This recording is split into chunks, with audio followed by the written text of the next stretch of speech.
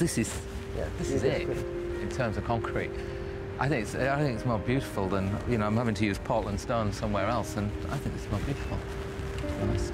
That is quite a shocking concept. It's very good.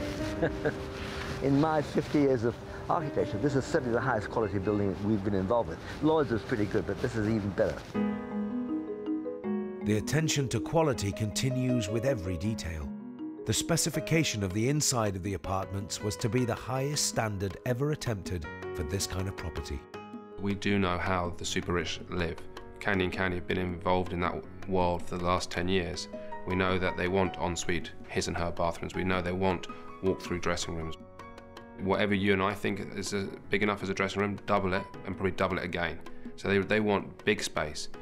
They want his and her studies. They want, you know, baby rooms, nannies rooms, staff quarters. They want separate utility rooms.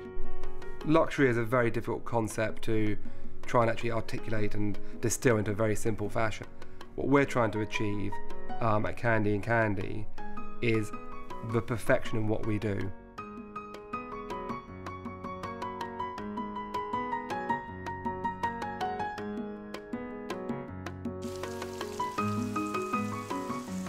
The state-of-the-art gym, swimming pool and other facilities are also added, while outside, work begins on a brand new piece of public artwork.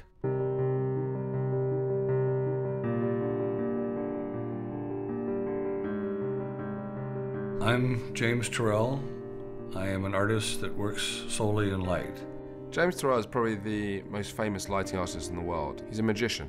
What he can do with light, most people can't even imagine.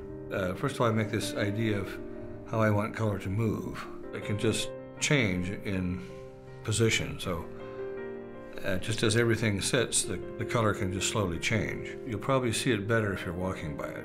Generally, I don't make these things change very quickly. It's almost as though it's something that you don't really see changing, but if you look back on it a little later, you'll notice it has changed. I think it was important for One Hyde Park that it was as iconic at night as it is during the day.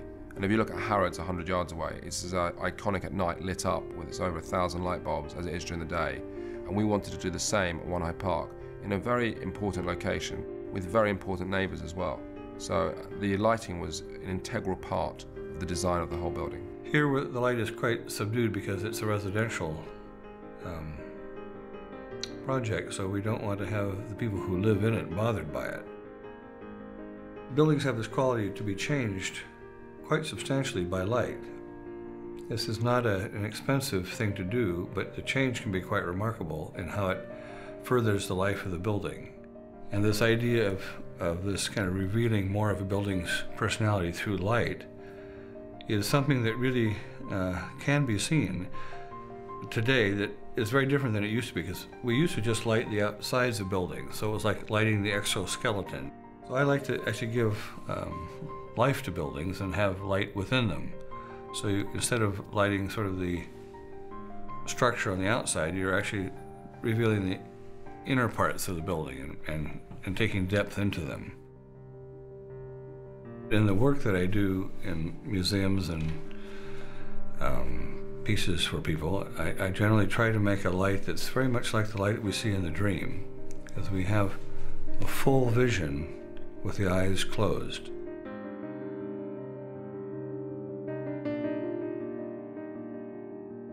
In such a prestigious neighbourhood, it's very important that One Hyde Park not only stood out during the daytime, but also at the night time, and James Terrell's lighting allows it to do that.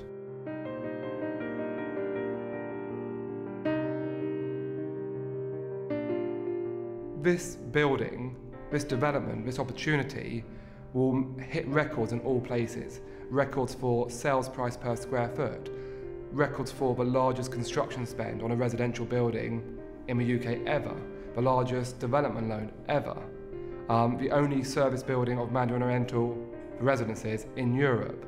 So everything about this building is truly unique. I think Richard Rogers once said, all great buildings were modern in their time. I am certain that One Hyde Park will become listed in the future. I believe the threshold for listing is 10 years, and in exceptional circumstances, buildings can be listed beforehand. So I do hope that this building gets listed as a as a sort of certificate of how phenomenal, unique and intelligent this building is.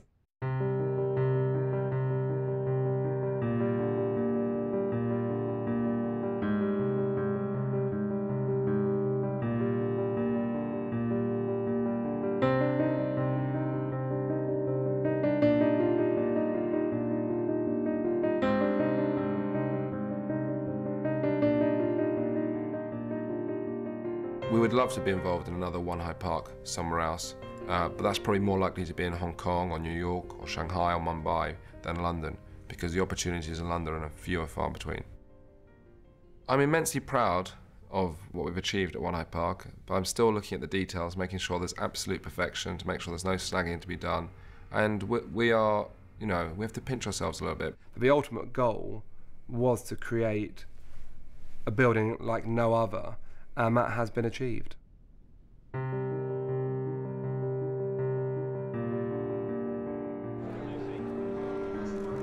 As the building nears completion, the attention to quality appears to pay off, and the penthouse is reported to sell for an astonishing £140 million, a world record for an apartment.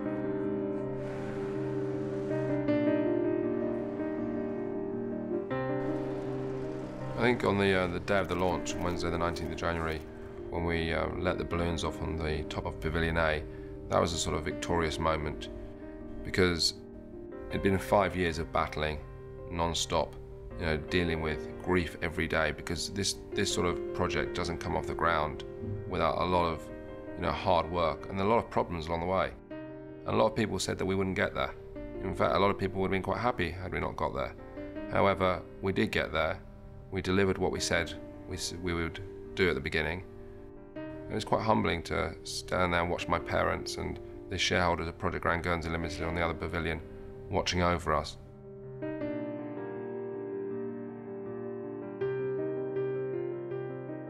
The project is now making headlines all over the world, with people fascinated by every aspect of the building.